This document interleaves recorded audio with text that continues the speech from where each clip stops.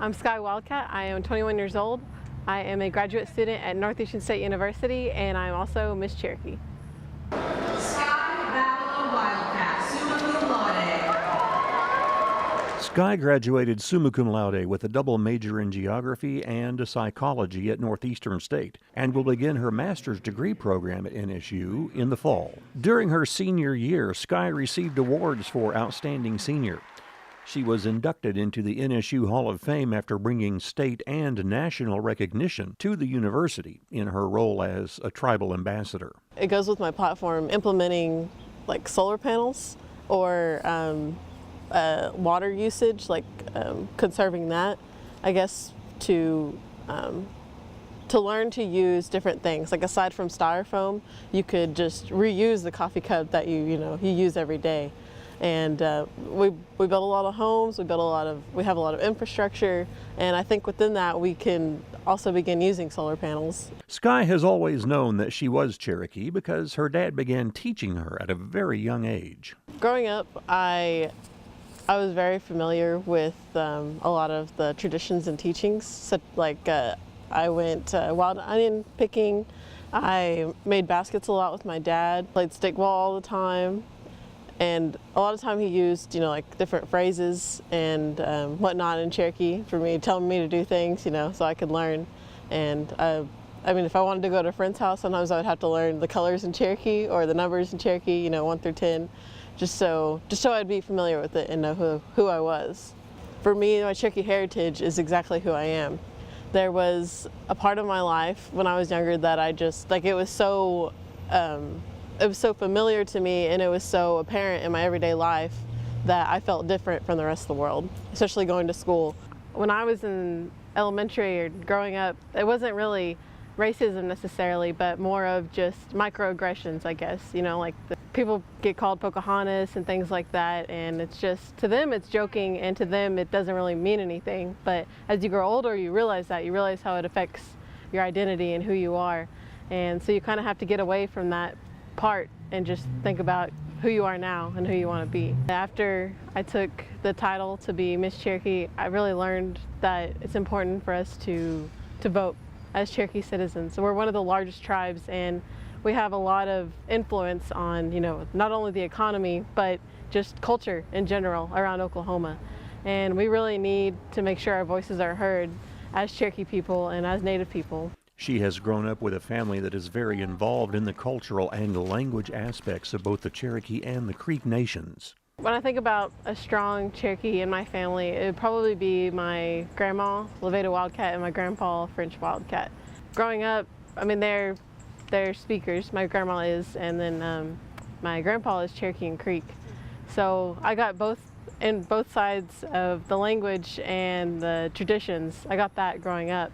And I really think that was instilled in me, whether or not I realized it was Cherokee, whether or not I realized those qualities were, leadership from your grandma, especially everybody's Cherokee grandma. But that's who I learned from, I think, and that got passed on to my dad, and he passed it down to me. So, and hopefully one day I'll pass it on to my kids. As Miss Cherokee, her platform focused on protecting our land and water and preserving our natural resources. She is doing an independent study at NSU, and Cherokee Nation's John Ross helped her with some of the information. Water is sacred, because water is something that the people, animals, any living organism cannot survive without water. I believe she was told that I had an interest in looking at like Cherokee-led practices, lifeways, and sustainability, and so she came to me and asked if I would be open to do an independent study with her. And just watching Skye from afar and then interacting with her, I knew that it would be a really interesting project to take on with her. I have a lot of respect for Skye. I think that she is a very warm and intelligent and responsible young woman who I see a lot of leadership potential. And I know that she has a heart for her community.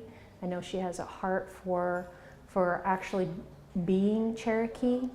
I've just been very impressed with her calm professionalism and the way she goes about approaching people.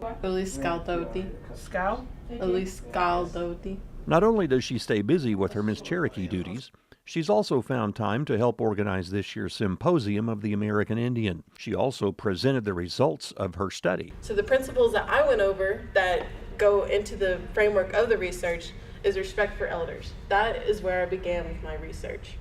And then, as Miss Cherokee Wildcat has traveled to Washington, D.C. to represent the Cherokee Nation during Cherokee Days at the Smithsonian's National Museum of the American Indian, she has also acted as an ambassador for the tribe at community meetings, at large gatherings, and at legislative events. Earlier in the year, she participated in a meeting with the Tribal Youth Council that hosted a group of students from Brazil.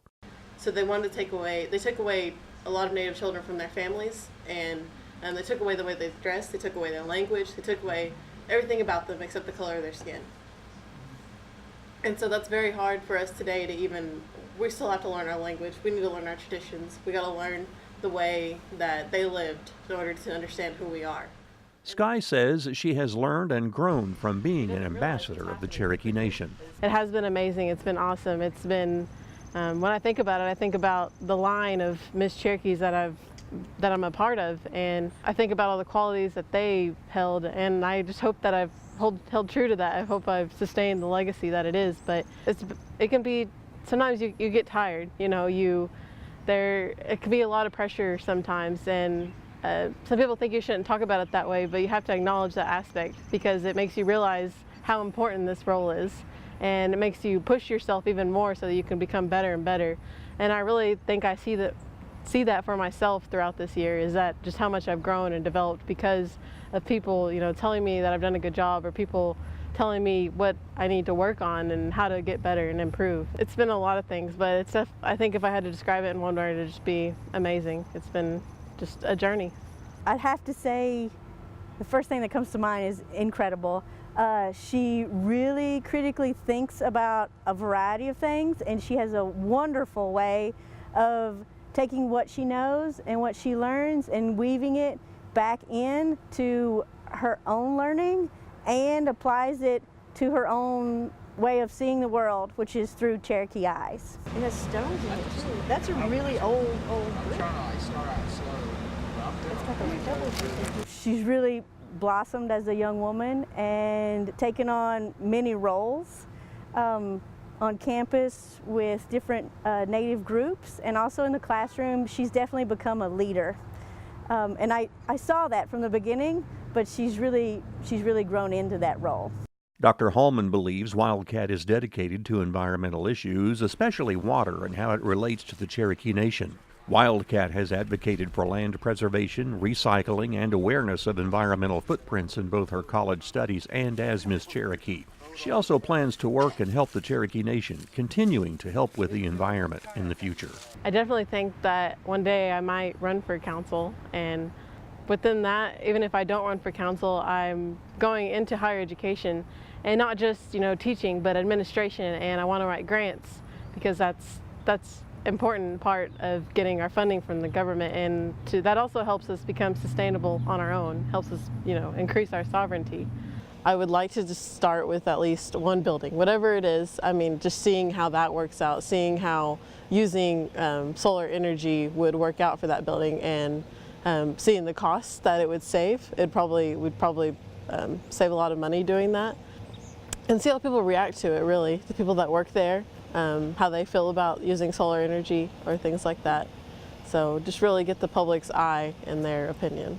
You know, like even wind power, solar power, all of that. I think it's becoming more advanced in the world. People are using it more, so we should probably begin thinking about that.